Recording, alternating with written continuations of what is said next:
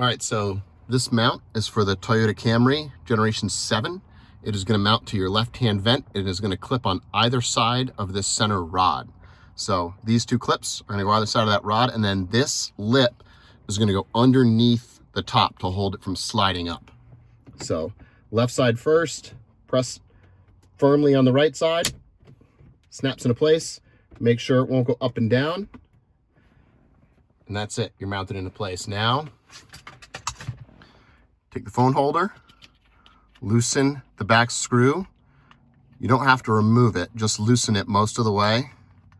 So I usually take it off and put on just a tiny bit. Put it over the ball, support the back, press till it clicks, tighten the screw.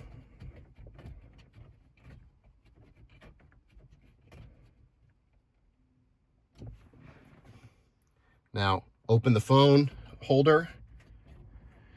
Now make sure your phone fits. Adjust it so it's just snug. And that's it. Now you leave it like this and you just drop it into place when you're driving. Take it out with one hand.